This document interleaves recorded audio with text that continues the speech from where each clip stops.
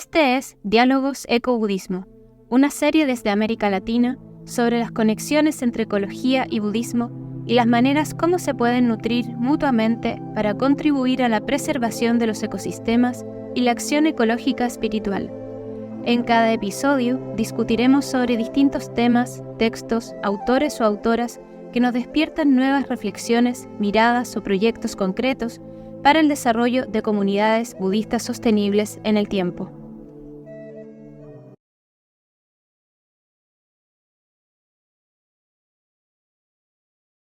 Muy buenas tardes, muy buenos días, muy buenas noches.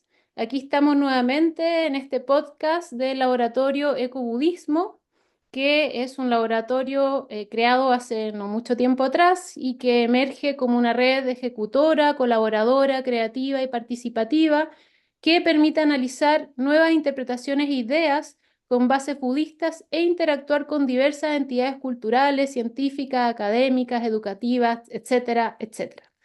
Ya no digo más, solamente ya tienen nuestra entrada en el podcast y solamente decirles que nos sigan a través de las redes sociales de Instagram, Laboratorio Ecobudismo. También pueden vernos en la página web laboratorioecobudismo.com. Bien, el día de hoy estamos reunidos y reunidas con una persona muy importante dentro de lo que es el desarrollo del budismo Zen en América Latina y específicamente dentro de nuestra vecina, porque yo estoy en Chile, nuestra vecina Argentina, ¿no? Tenemos ahora, nos está acompañando la maestra Doce Labate, quien ella es el abad, o la abad más bien, y responsable del templo Zen Shobogenchi, que se ubica en el norte de Argentina, en la ciudad de Córdoba. Vamos a conversar con la maestra a propósito también, no solamente nos va a contar ella de cómo queremos saber de su vida, ¿no? Queremos saber un poquito cómo empezó el budismo en la vida de la maestra para también tener un poquito de conocimiento de esa parte quizás más personal de su vida para luego ir desarrollando un diálogo en torno a una situación que fue muy compleja, ocurría en septiembre de este año 2024, a propósito de los incendios que hubo en Córdoba y poder también adentrarnos en esta temática, ¿no? Que son el daño de la naturaleza y cómo el templo está evaluando, está reflexionando en torno a esta situación. En fin, toda una cuestión que tiene que ver con budismo y ecología y por eso estamos en este diálogo. Muy, muy bienvenida, maestra Doce. Muchas gracias por aceptar esta entrevista. Y bueno, la primera pregunta es justamente, ¿cómo pasó? ¿Qué ocurrió? ¿Nos puede contar un poquito de cómo entra el budismo en su vida y actualmente cuál es el desarrollo y el papel que está cumpliendo en el templo? Hoy la verdad que tengo un profundo agradecimiento a estos como caminos del destino de haberme encontrado con el budismo. Me encontré en la adolescencia, ¿sí? Ya casi cercana en sí mismo a los 19 años, pero en mi casa había muchos libros y mi padre sigue siendo la verdad un gran lector. Interesado en las mitologías y en la historia. Así que tuve como un gran acceso a las bibliotecas, no tuve así. Tuve unos momentos en la infancia como de búsqueda y esto de la mística, estas cosas que nos preguntamos en la niñez, que es tan natural, ¿no? ¿Dónde termina el cielo? ¿Qué pasa cuando morimos? Y sí tuve un hecho, también en la adolescencia, a los 13 años, fue que falleció mi hermana, ¿sí? Mi hermana tenía 17, entonces de estar viviendo, bueno, como estos desarrollos, la escuela, la secundaria, digamos, la vida, podemos decir, en su linealidad, la irrupción de la muerte de una manera tan cercana, fue algo que realmente me basculó la vida, ¿sí? Así que toda la adolescencia fue como muy intensa en esto de buscarle un sentido porque también sentía que como que las propuestas de lo social, ¿sí? Esto de estudiar, volverse profesional, no sé, casarse, una familia, como en ese formato, estoy hablando de los años 80. La verdad es que me parecía que había como una gran pérdida de tiempo, ¿no? Que había que estar conscientes de la posibilidad de estar vivos y de vivir a fondo, cosa que también trajo sus cuestiones como muy delicadas, ¿no? A los 17, 18 estar como en ese, como con ese ímpetu, pensando de que hay que hacer todo, aún lo que a una le da miedo, para no perder el tiempo, y experimentar. Bueno, puede ser también un poco riesgoso. Y entré en el conservatorio, ¿sí? Quería estudiar neurología por un lado, y cuando terminé la secundaria y los mecanismos de la memoria y todas estas cuestiones, y al mismo tiempo también entré en el Conservatorio de Arte Dramático. Y Mm. allí tuve un director que me dio a leer ese pequeño libro de Herrigel tan hermoso del Zen en el arte del tiro con arco. Y luego en estas cuestiones, en los entrenamientos, hacíamos entrenamientos antropológicos, físicos, bien, bien intensos. Tuve un compañero que había ido a un dojo zen y que había visto un libro en mi casa del budismo Mahayana, que había agarrado de la biblioteca de mi padre y que dije, ay, mira qué bien cómo es que explican el universo y las fuerzas del universo. No sabía que existían, estaba como muy conmovida con esto, pero no sabía que había una práctica. Así que él me invitó a entrar al dojo. Y yo que había hecho miles de cosas, hacía acrobacia, danza, ¿sí? Porque en el teatro antropológico se trabaja mucho con el cuerpo. Me quedé quieta, sentada por primera vez y sentí que era lo más fuerte que había experimentado en mi vida. Y Mm. sobre todo que veía alrededor que los demás podían quedarse quietos en el dojo y yo no. Y entonces no podía entender cómo puede ser que una no pueda estar dentro de su cuerpo en paz y en calma, ¿sí? Como soy una persona, o por lo menos lo era más en esa época, si hablo con, con benevolencia, bien testaruda también, dije, bueno, realmente quiero ver hasta dónde me lleva esto. Y al tiempo, como al año, un poco más, no, a los 2 años, bueno, entre idas y vueltas, me peleaba un poco con la práctica. Eh, Pedí la ordenación de Bodhisattva, igual sabía que quería que eso fuera de alguna manera como un vector creativo en mi vida.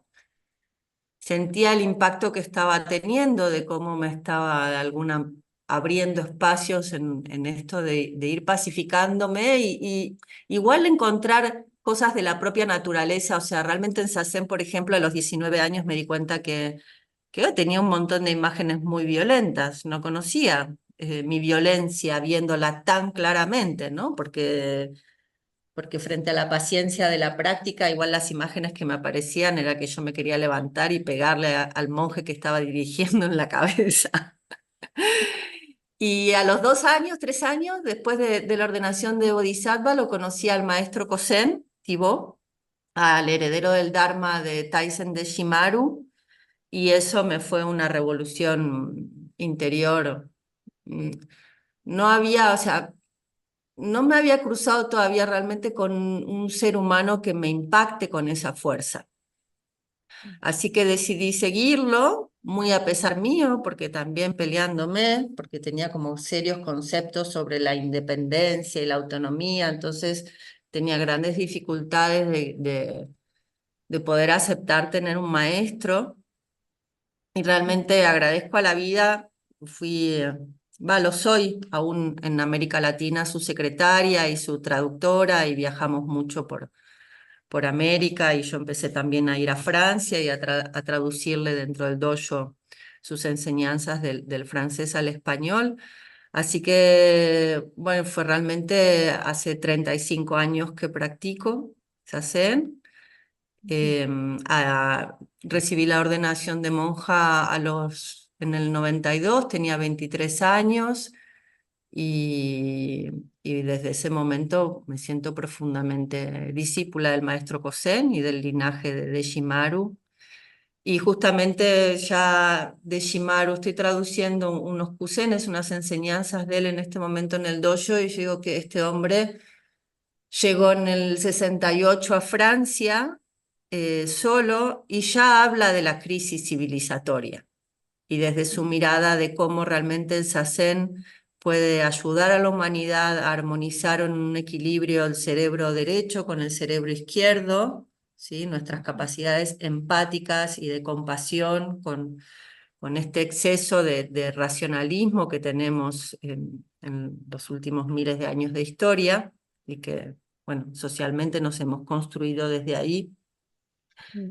Y, y luego estaba viviendo en Europa en un momento, siguiéndolo al maestro, y sentí que necesitaba volver a América Latina, aquí a la Argentina. Viví un tiempo también en Uruguay. Eh, Allí hicimos el dojo en Montevideo y luego me volví a la Argentina y, y en el año 2005 me fui de Buenos Aires, estuve 5 años en Buenos Aires y me vine para aquí a Córdoba. El templo Shobogenshi en su historia en realidad fue un movimiento de la Sangha porque el maestro Kozen no quería un templo, prefería que estuviéramos más como nómades y alquilábamos lugares para hacer los retiros que en general estaban un poco destruidos, entonces los arreglábamos, los dejábamos mejor, estábamos en esa dinámica. Y en un momento la misma Sangha le pidió a él que queríamos un lugar donde pudiéramos también expandirnos no solo en el Zazen, sino en buenas prácticas. Ujú. Y bueno, él al principio no quería y luego encontramos este lugar en el Ojo de Agua, que está en una de las laderas del Cerro Uritorco, que es un cerro mítico aquí en el Valle de Punilla, de los antiguos comechingones, y, y donde justamente en el lugar hay ruinas muy antiguas de los antiguos pobladores. O sea, ya Capilla del Monte tiene 400 años, pero los comechingones, obvio que son mucho más anteriores que los españoles. Eh, Hay un ojo de agua, hay agua en el lugar, y cuando el maestro Cosén, hubo una colombiana que vino a un retiro, un campo de verano en la cual estábamos discutiendo esto, y la colombiana se acercó y le dijo: maestro, yo conozco el lugar que ustedes están buscando. Y, y fuimos al lugar al final del retiro y él dijo: sí, ok, es aquí. Y fue muy interesante porque éramos una sangha de muchos jóvenes, no teníamos ningún formato, digamos, social, formal, asociativo, desconocíamos completamente, no teníamos dinero tampoco, y en 2 meses hicimos todo. La cuestión de focalizar, ¿no? Y de la capacidad que tenemos como seres humanos de crear realidad cuando el espíritu está claro. Y también otro aspecto bien interesante del desarrollo del templo es que, bueno, no había nada, absolutamente nada, son 40 hectáreas de puro monte, monte nativo, que queda muy poco en la provincia de Córdoba, queda solo un 3%, que es parecido como casi al monte chaqueño, más al norte, y fue muy interesante varias cosas en el desarrollo histórico de, bueno, ya hace 20 años, más de 20 años que estamos allí. Algo que yo rescato fuertemente, una fue que no teníamos dinero. Entonces, que el no tener dinero, no solo, bueno, no teníamos otra posibilidad que ir haciendo las cosas de a poco y a pulmón. Y esto de entrar en relación con los lugares, ¿no? Como antes que empezáramos a grabar, yo te decía que yo siento profundamente que el budismo en su raíz es ecológico, no hay otra posibilidad. O sea, no hay otra posibilidad, va de la mano, no puede haber separación en esto, ¿no? Y que ya de por sí, como gesto ecológico, nos sentamos, detenemos el karma del pensamiento, el karma emocional, el karma de la acción, y paramos todo karma y entramos en sintonía y en vibración con absolutamente todas las existencias del cosmos y todos los tiempos, ¿sí? Hacemos eso, entramos en esa dimensión, focalizamos la energía para entrar en esa dimensión del tiempo, ¿sí? Sobre todo el tiempo más que del espacio. Pero Ujú, en ese armonizarnos, claro, luego salimos a la vida diaria y cómo se actualiza eso, ¿no? ¿Cuál es el buen gesto? ¿Cuál es la buena acción? ¿Cómo se expresa ese koan, esa paradoja realmente? Y en ese sentido, ahí me parece que se abre una ventana realmente muy profunda, que decía que yo tuve la suerte, agradezco, haber podido crecer cerca de la naturaleza, ¿sí? O sea, tuve una infancia en ríos, en aguas, en campamentos, ¿sí? La naturaleza me fue algo cercano, los bichos, el embarrarse, todo esto, ¿no? O fue algo constitutivo, pero me crié en una ciudad, ¿sí? ujú, Entonces vengo de Buenos Aires, ya hace casi 20 años que estoy viviendo aquí, en Capilla del Monte, en relación a justamente me vine en función del templo, me vine en función también porque el maestro Cosén venía todos los años aquí en el verano a dirigir el campo de verano, entonces, bueno, que se pudieran generar las mejores condiciones para la práctica y que él pudiera dar su enseñanza. Y lo que fui descubriendo en estos 20 años fue que actualizar esto de estar en armonía, ¿no? Y la relación con la naturaleza eh, implica despojarse de muchas lógicas que tenemos, ¿sí? Lógicas que han venido en la transmisión, digamos, de abuelos, padres, ¿sí? Familia, en las tradiciones familiares, pero sobre todo en la educación que hemos recibido, ¿sí? Lógicas que vienen de modelos profundamente antropocentristas, ¿sí? Modelos que querramos o no, más allá de las prácticas espirituales que tengamos, estamos atravesados por dinámicas del consumo, ¿sí? Que influencian enormemente en nuestro pensar, sentir, ¿no? Y en nuestra relación con el deseo. Entonces, hasta que no le entremos realmente a ese entramado cultural que está en nuestra información celular y psíquica, ¿sí? ujú, Y cultural, esto de ir entendiendo, bueno, de qué se trata, ¿no? ¿Cuál es la relación que necesito actualizar con el monte, con los árboles, con eh, qué leña tomo, qué leña no, cuánto me mm, expando, qué pasa con la energía? Nosotros tenemos placas solares y para algunas herramientas podemos usar el generador, estamos virando todo hacia lo solar. Digamos, hemos crecido en 20 años porque la Sangha y el espacio es un lugar que alberga 100 o 120 personas en los campos de verano, ¿sí? mm, Entonces el impacto nuestro como humanos, también en la naturaleza, es potente, ¿sí? ujú, claro, Eh, entonces hay muchas lógicas a desandar, ¿sí?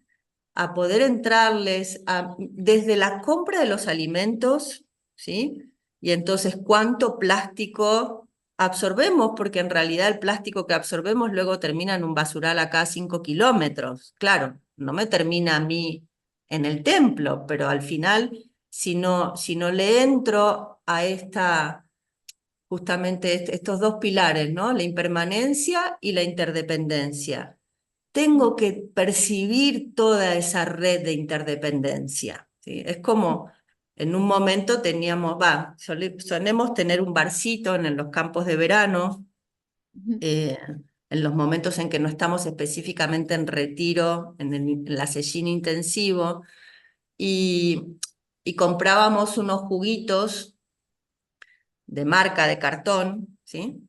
Y comprábamos unas gaseosas también, ¿sí? ujú, No voy a nombrar las marcas.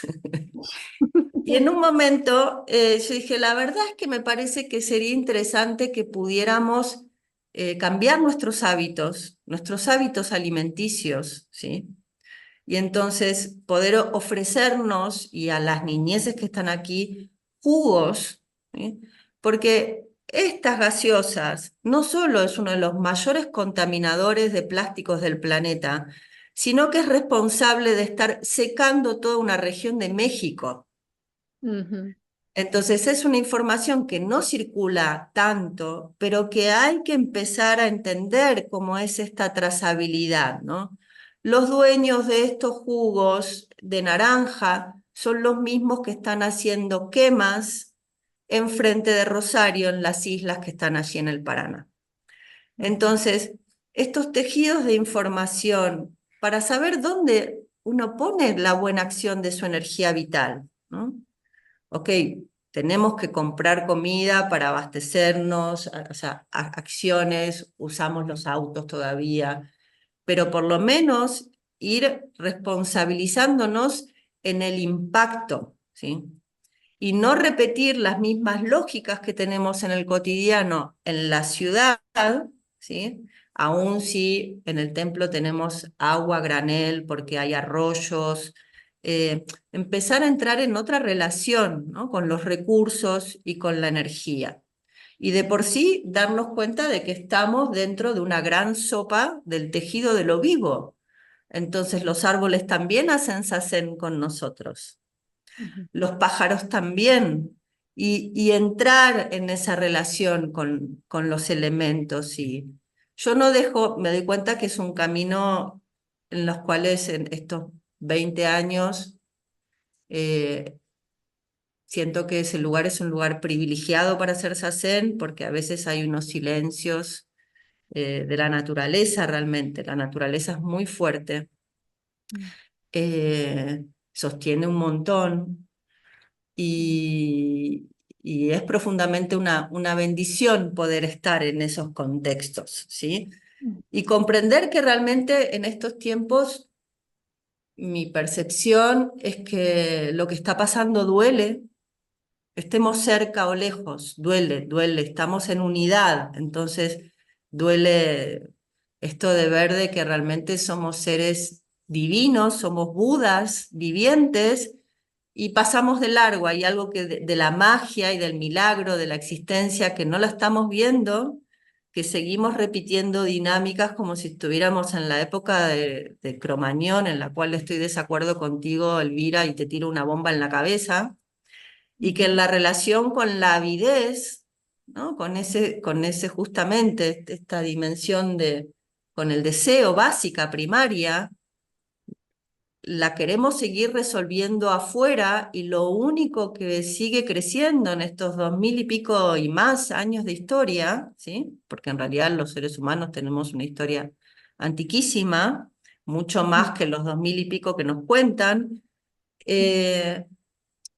algo de buscar la consumación del deseo afuera y que lo único que crece es nuestro espíritu depredador.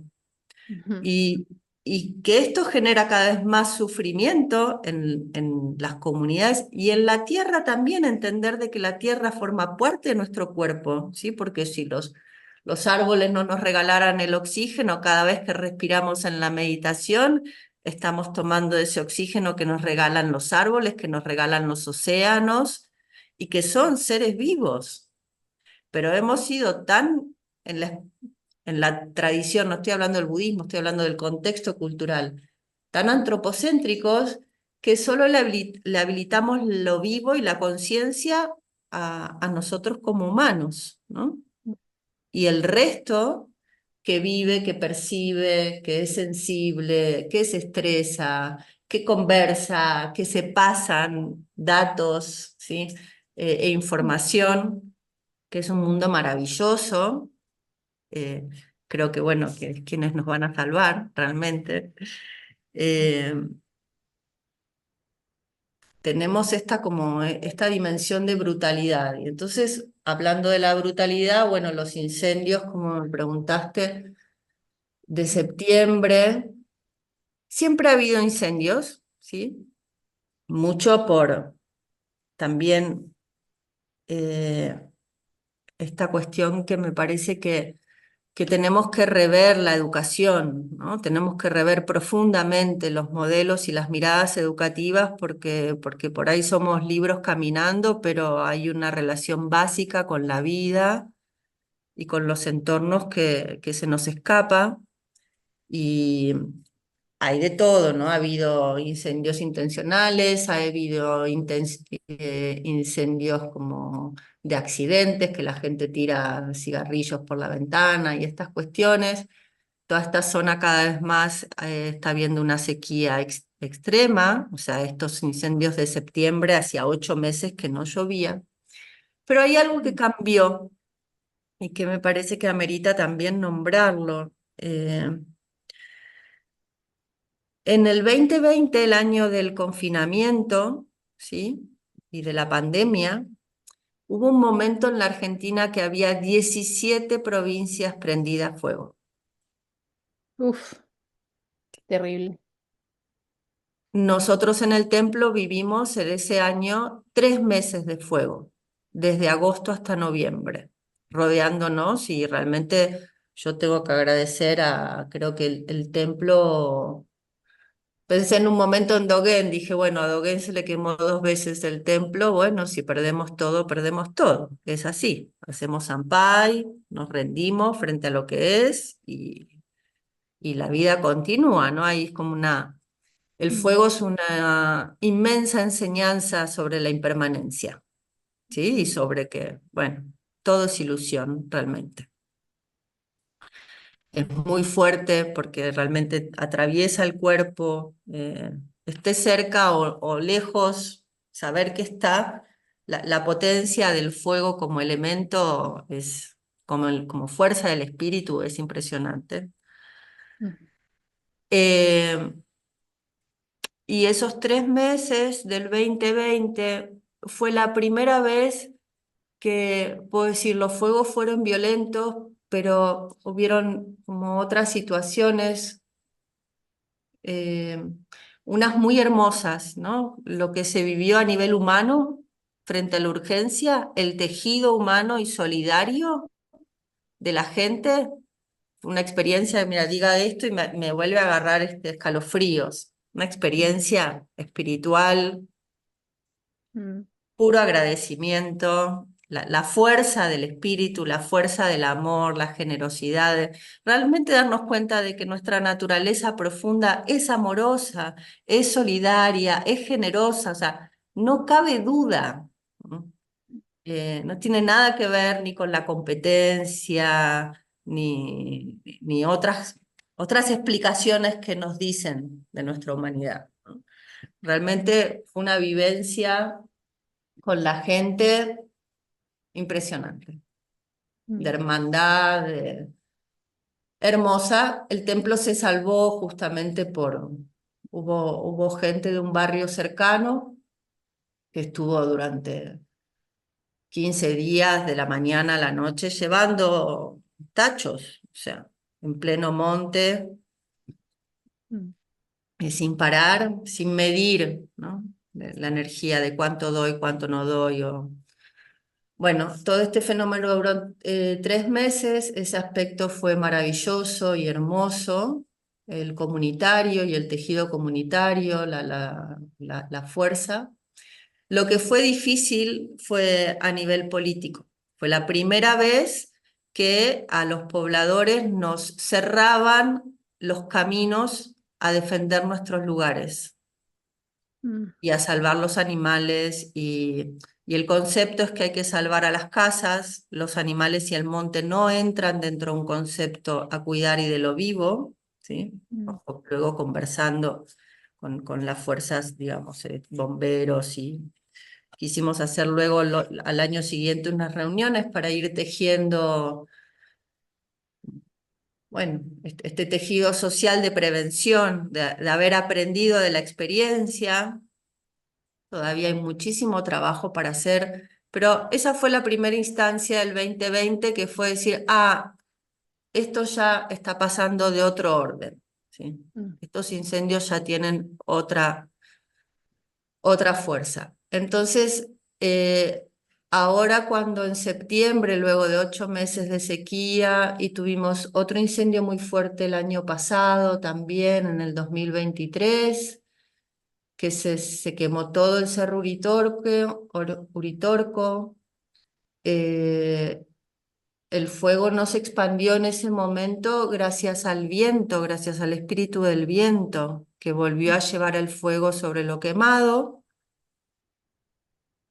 Este año del 2020 el fuego casi entra en Capilla del Monte y fue apagado por las lluvias, por el pedido de Ujú, lluvias de la gente. O sea, desde mi experiencia, más allá del gran labor inmenso de los brigadistas, de la gente de civil que se arremanga para ir a apagar el fuego, de los bomberos también, o parte de ujú. los bomberos. Bueno, creo que rezar en los altares siempre tiene su fuerza, Claro. definitivamente, y bueno, y que los espíritus están ahí acompañando, así que todo el agradecimiento a esto. Mm, Y, y este año lo que se vio claramente, así como el 2020 había sido una pastillita, es que, bueno, hay partes de las fuerzas económicas que quieren y que los montes y que las selvas que quedan se quemen, ¿sí? Y que hay entramados, ¿sí? Operativos, realmente, mezcla entre privados y fuerzas estatales que operan para que esto pase, ¿sí? Y que hay situaciones que tienen que ver con la codicia, con el enriquecimiento, y yo creo que ese es el aspecto como más duro a ujú, asumir y a integrar de nuestra realidad, que es mucho más violento que el fuego, ¿no? mm, Esta instancia y, y bueno, y que estamos entonces en un momento, me parece que estamos en un momento histórico de la humanidad, realmente. mm, Y que es responsabilidad de todas y todos tomar conciencia de esto y hacernos cargo de cuál es nuestra relación con la vida, nuestra relación con la muerte, nuestra relación con el tejido de lo vivo, eh, con el planeta, con el presente y con el futuro, ¿sí? Y que es ya, o sea, ya estamos llegando tarde. ujú, Eh, ujú. Sí, tal cual. Bueno, Eh, tremendo, ¿no? Tremendo. Primero, gracias por compartir también tu historia personal, en primer lugar, porque me parece una maravillosa historia, pero también algo que viene desde algo muy, muy desde, pues pues simplemente de la experiencia de vida también y cómo se fueron tejiendo las cosas para llegar al budismo, que me parece muy linda también la forma como sucedió todo eso y todo lo que nos está relatando ahora con respecto bueno, a esta situación específicamente en Córdoba, ¿no? En el templo en el que residen y también con todo el contexto natural, cual Córdoba es justamente como ya mencionabas, un lugar donde es recurrente. Los incendios no son lugares bastante secos y que se ha ido cada vez aumentando la desertificación en esa zona. Bueno, también acá yo lo hablo un poco por Chile, estamos en una situación muy similar, con muchos incendios, muy preocupante. Lamentablemente también sucede que esto se empieza a normalizar. Entonces, cuando se empieza a normalizar, casi que el que haya incendios normal, ¿no? O sea, como normal en el sentido de la intensidad, ¿no? Efectivamente, los incendios siempre han existido incendios, pero el ya normalizar algo que incluso, como bien decías, también hay un entramado operativo económico detrás, porque sucede también acá, ¿no?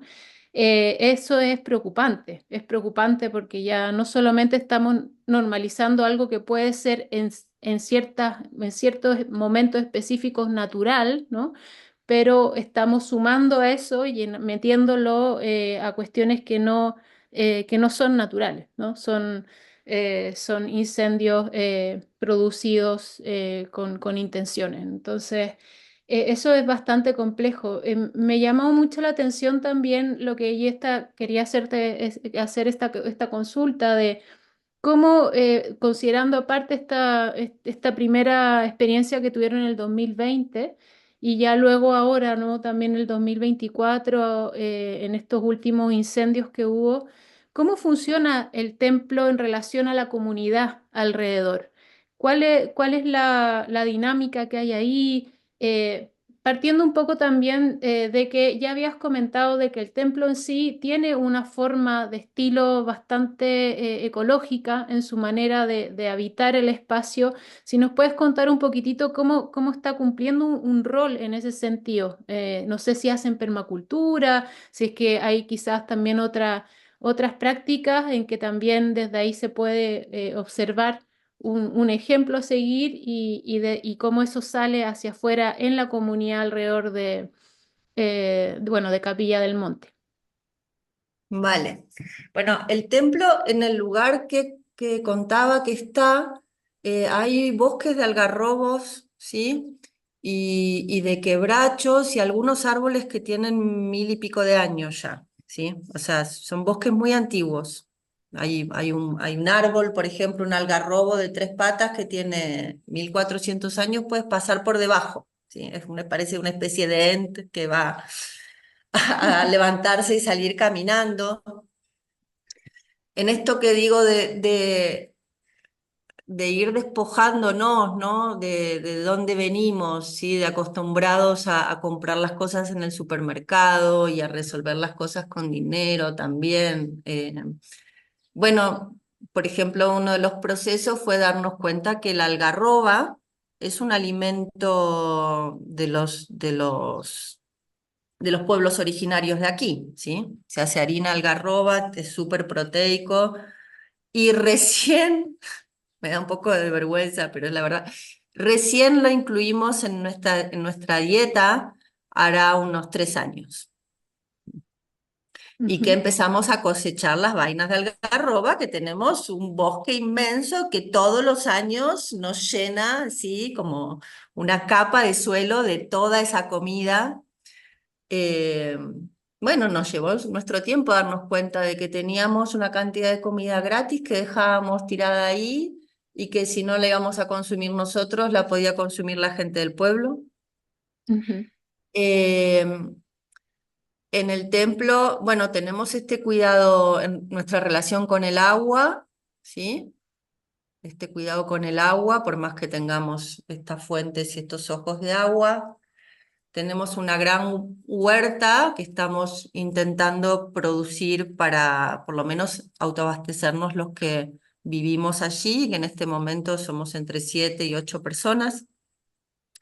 Entonces, en las prácticas diarias tenemos 1 o 2 días que vamos todos a trabajar a la huerta y a mí me parece que es un espacio muy importante, ¿no? En que la fuerza de de la meditación, la energía que da, ponerlo en se dice el SAMU, ¿no? En el trabajo comunitario, que es una enorme medicina al espíritu, pero esto de ponerle el cuerpo, ¿no? También, de meter las manos en la tierra, de agarrar una pala, agarrar un pico, ¿sí? Volver a recuperar nuestros cuerpos, porque me parece que el entramado cultural también nos está eh, como tomando energía vital, más desde los dispositivos electrónicos y deprimiendo los cuerpos. Entonces, la naturaleza es súper generosa, la tierra devuelve un montón de energía vital, recicla un montón, y aun si en el espacio tenemos algunas cabañas y dormitorios comunes, la gente se queda en carpa en los retiros de verano. ujú, Tenemos colchones, ¿sí? Que ofrecemos, colchones buenos para que uno pueda realmente descansar bien, pero esto de estar cerca de los elementos, ¿sí? De volver a estar con el viento, con el alba, con los pájaros a la mañana, con la luz, siguiendo el ritmo de la luz. ¿no? La luz natural, volver a esa relación con el sol, ¿no? Las estrellas, el cielo, volver a recuperar todo eso que tenemos en el cuerpo, ¿sí? Es solo recordar, no es algo a tomar afuera, es algo de volver a habitar. En esto que comentaba que al principio en el desarrollo estuvo muy bien resolviendo de a poco y tener pocos recursos económicos, la manera en que resolvimos los baños fueron con baños secos. Ujú, Entonces, separamos la materia fecal y la orina se degrada con agua y puede ir a la tierra sin problema, y la materia fecal la mezclamos en unos tachos, o sea que están como debajo de los inodoros, con ujú, acerrín, ¿m? Y eso se deja compostar un año. ¿Sí? Lo dejamos compostar un año al sol, porque las altas temperaturas destruyen la Escherichia coli, y eso después puede ir a la tierra como composta. ¿M? Y fue muy interesante también ese proceso, porque al principio lo hacíamos un poco como laboratorio, y luego que empezamos en el entramado, bueno, o sea, estar legalmente con la municipalidad de Capilla y tener los papeles y los planos y todo esto, terminamos trabajando con las universidades, y justamente una de las cosas tan fuertes que planteaban la gente del INTA, de la universidad, que también estaban trabajando con equipos extranjeros, es que en ese momento, ya esto debe haber sido hace fácil unos 10 o 15 años ya, 10 ujú, años seguro. El problema, por ejemplo, de cloacas en la Argentina era inmenso, o sea, había un 50% de la población sin cloacas. Y los ujú, baños secos podría ser una enorme solución a esa problemática. Lo que pasa es que hay que cambiar las maneras de vuelta, las prácticas, las maneras de pensar, ujú. y que claro, cuando una está en lugares de sequía y de repente baja a la ciudad y ve los inodoros con agua, es como, ¡ay! Es increíble, ¿sí? Pero esta cosa que tenemos que ver, ¿no? Realmente, nos reímos por suerte, pero tenemos que ver, ¿no? Porque, por ejemplo, esto de los incendios, eh, luego aparecen estas cuestiones que, bueno, el Estado se pone al servicio de dar dinero a la gente que perdió los campos.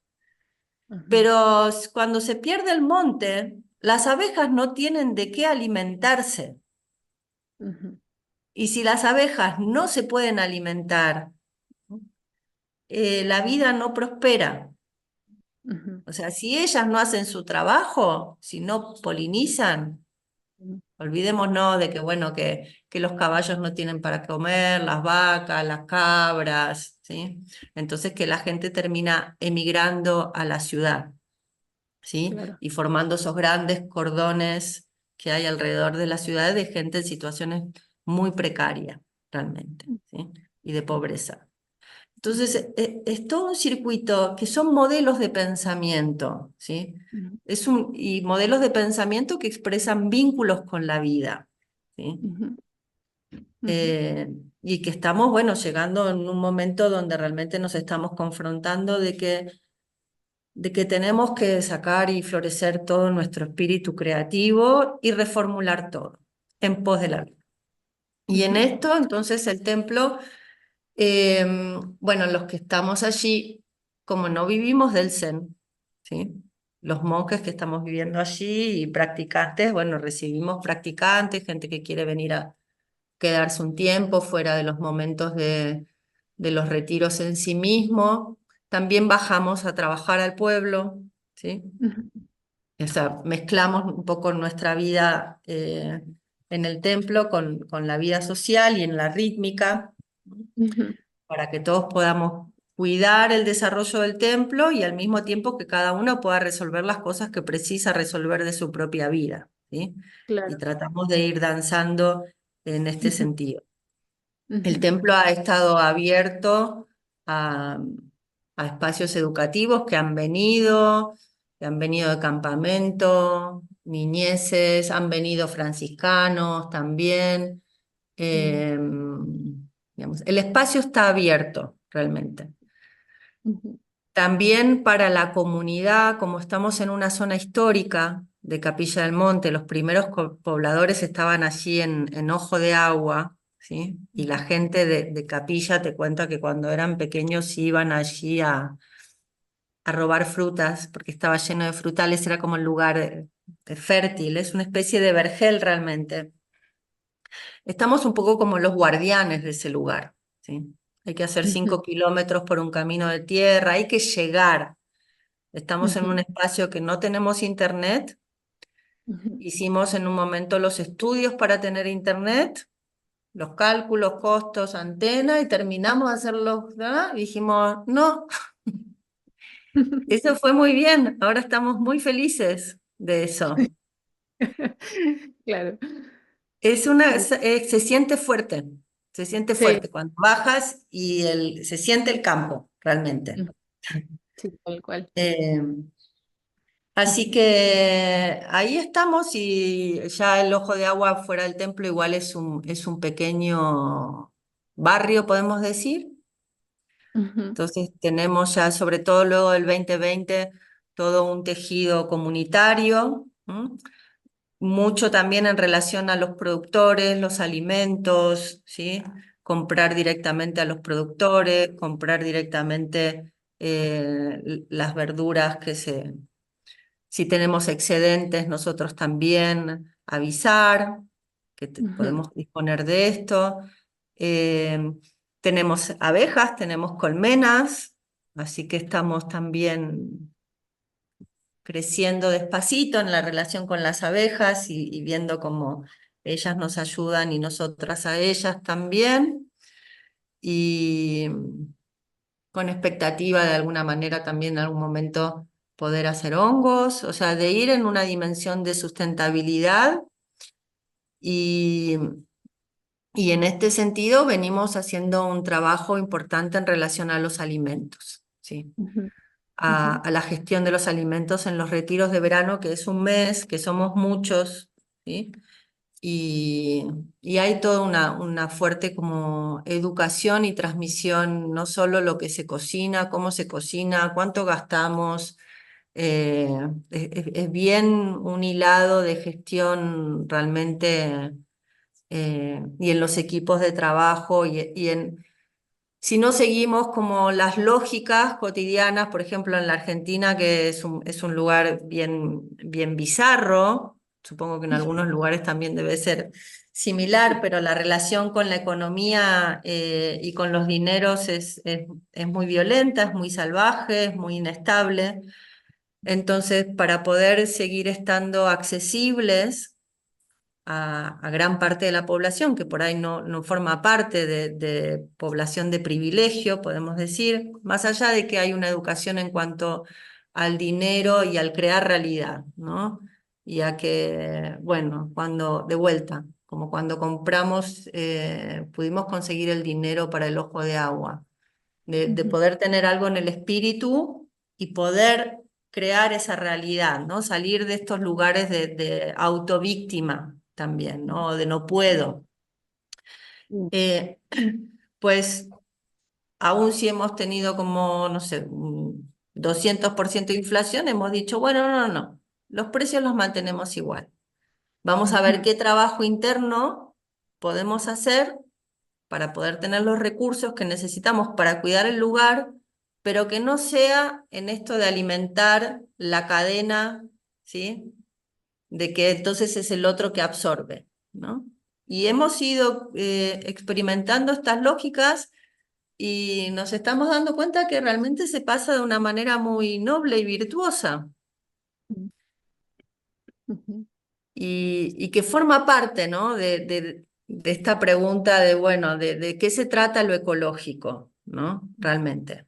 De no circunscribirlo solo al cuidado de la naturaleza, es un estado de espíritu. ujú, No es solo las botellas reciclables y separar. ujú, eh, ¿no? Hay algo también en esta relación con el deseo que plantea el budismo, ¿no? De estar libres de ese espíritu de avidez. Al final, cada vez podemos necesitar mucho menos y estar súper dichosas y dichosos y felices y expansivas con mucho menos. Y cuidar la práctica y transmitir estos patrimonios de la humanidad, porque son saberes ancestrales desde los inicios de los tiempos que trascienden el budismo, Ujú, eh, y colaborar en el tejido colectivo, ¿no? De esta emancipación realmente del espíritu. ujú. Gracias, maestra Doce. En verdad ha sido muy fructífero todo lo que está comentando, todo, bueno, toda la experiencia, lo que se está haciendo en el templo, magnífico, la verdad, y es algo que para nosotros también es justamente lo que nos interesa también manifestar, mostrar, que esto se conozca, se sepa también de lo que se está realizando. Y claramente da muchas ganas de ir mañana al templo. Vengan. Instalarse ahí, instalarse ahí, hacer todas las colaboraciones necesarias porque es muy motivante también, es muy motivante lo que están realizando y se agradece desde ya ese trabajo porque el que se esté haciendo esto en Córdoba, independiente que nosotros no estemos, o en mi caso no estoy allá, o las otras personas del Evo, quienes estén escuchando, ¿no? El dar esa colaboración en un espacio de 40 hectáreas y que también está replicándose en otras zonas de Capilla del Monte, evidentemente es un apoyo también al planeta y es un apoyo también a ir generando conciencia en esta situación tan urgente en la cual efectivamente nos encontramos. Para ir ya cerrando, porque la verdad es que hemos estado ya una hora que me pasó Pasó, uf. volando, fugaz. Solamente, bueno, un par de cosas. Quería pedir primero, si nos pudieras dar un consejo para esas sangas budistas que están en la urbanidad, que es un poco más difícil, ¿no? Porque en la parte, en la zona rural, en la zona de naturaleza, claramente la conexión es más rápida, es más fácil y de una otra forma uno genera una conciencia, ¿no? Más rápida en ese sentido. Pero en la parte de la urbanidad, de muchas sangas que están en ciudades, ¿no? En diferentes lugares, qué consejos darías en torno a esto, al cómo hacer este cambio de switch, ¿no? Esta deconstrucción del estilo de cómo estamos habitando para poder volver a retomar esta vida mucho más en esta interrelación con la naturaleza. Y finalmente también pedirte una especie de publicidad de lo que están, más que publicidad, es simplemente que nos diga cómo el público pueda contactarse con ustedes, si es que hay algún interés también de poder incorporarse a esos retiros, en fin. Súper, gracias. A ver, en relación a aquellos que están en la ciudad, mis más profundos respetos, porque realmente creo que hay que estar fuerte para estar en la ciudad en estos tiempos, ¿sí? No son las mismas ciudades ni los mismos contextos que hace 20 años, claramente. Eh, Me parece que, bueno, esto de a veces hacer un esfuerzo y practicar en conjunto, o sea, acercarse al dojo, juntarse con otros, o sea, continuar esas prácticas, es algo que fortalece fuertemente, ¿sí? Juntarse para practicar, porque, claro, el 2020 abrió estas posibilidades de los Zoom y también, bueno, para la gente que está lejos es genial, ahí está el recurso de poder hacer Zazen online, eh, o por lo menos la Sangha Kosen eso en un momento lo operativizó y lo continúa, pero esto que da el estar, ¿no? La presencia, ¿sí? Y que los corazones se sincronizan en el dojo y algo pasa como un gran fuego. No olvidarse de eso, no olvidarse que, que bueno, que también podemos estar incómodos y que forma parte del movimiento de la vida, ¿sí? Y tener buenas estrategias. Creo que hay que mover, creo que hay que entrar y salir de la ciudad.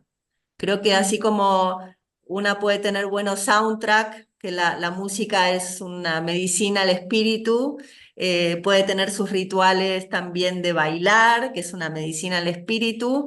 eh, bueno, tener estas estrategias, ¿sí? De cada tanto estar con las patas en la tierra, cada tanto ir a mirar el horizonte, cada tanto salir de mi apartamento e ir a ayudar al vecino o a aquellos que están a 50 kilómetros y que están haciendo esto, de reforestar o de hacer una huerta comunitaria, o sea, involucrarse y mover el cuerpo, Ujú, fundamentalmente, ¿sí?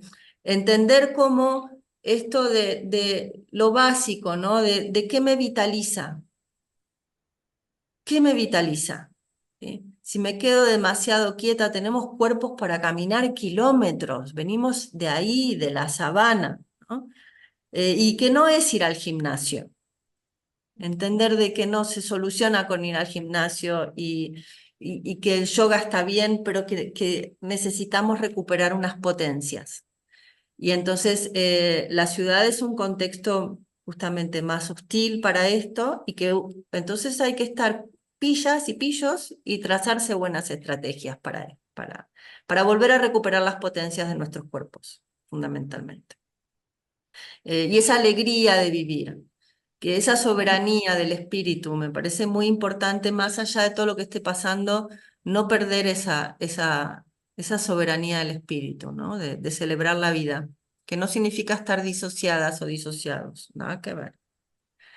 Eh, Frente al cuerpo como la superficie del impacto, ¿no? De lo que recibimos de afuera y lo que también emerge de dentro.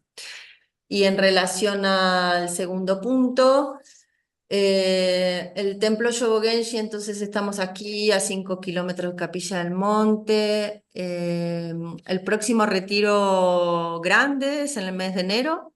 Hay 3 retiros de 10 días. Se puede hacer un retiro de 10 días, se pueden hacer los 3, se pueden hacer 2.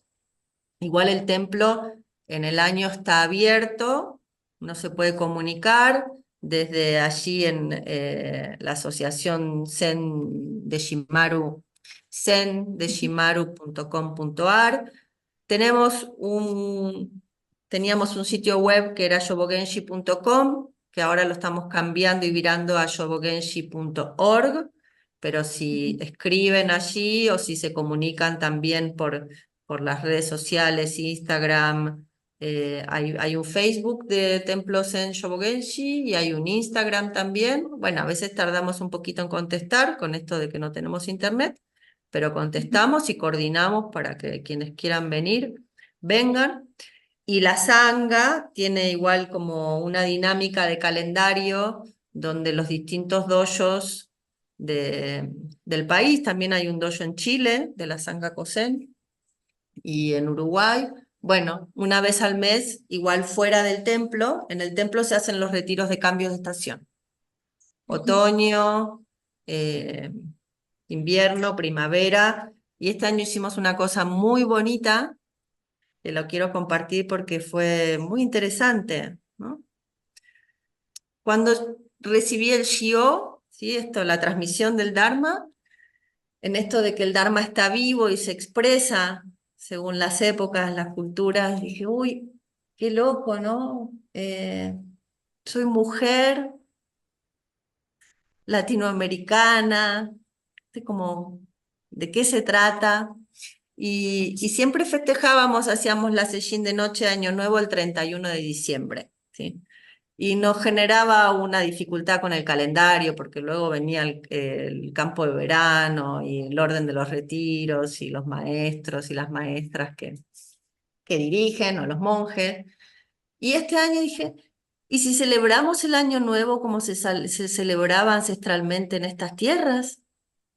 Mm, qué En bueno. el solsticio de invierno. Y celebramos ahí el Inti Raymi. Mm, Y hicimos la sesión que hacíamos el 31 de diciembre en ese momento del año y fue maravilloso, maravilloso. Entonces mm, hay un volver a la tierra, o sea, el budismo también es eso, ¿sí? ujú, ujú. Y está libre de todo dogma. Ujú. Eh, y Gracias. entender esto que nos vitaliza, ¿no? ¿Qué nos vitaliza? Sí, Uf, tal cual, bueno, eso, tal cual, o sea, lo último también de este cambio que hicieron es justamente algo que hemos ido viendo y apuntando también en el laboratorio budismo, cómo el budismo de una otra forma, a partir justamente también de de esta atención y observación de la naturaleza, empieza a generar un encuentro con esas otras tradiciones ancestrales que se encontraban ahí desde siempre, ¿no? Y creo que ese es el puente finalmente. Y es maravilloso porque lo hemos visto y escuchado en otras situaciones, en otros contextos, y que estén en en esa sintonía, en esa resonancia que están creando con esta celebración, me parece fantástico, me parece muy bueno. Así que nada. ahí vamos. Y la Feliz. última cosa, ya que el lugar, el templo Shobogenshi, bueno, Córdoba tiene una gran tradición de medicinas, ¿sí? De Ajá. plantas medicinales. Y estamos en una farmacia. Y entrar en vínculos con las plantas Es es, Ay, sí, sí, sí, es así. Es un viaje de ida. sí. Así que, ¿qué podemos decir? Puro agradecimiento y entender que al final con esto de los incendios y que el lugar, gracias, se sigue preservando muchas veces por fuerzas de otro orden. Realmente Ujú, es hilando esto también, que es un lugar, bueno, ahora sin internet, es un santuario. Yo lo estoy sintiendo como como un santuario, como más allá de reserva natural, y que tenemos un compromiso también con la provincia del cuidado del bosque.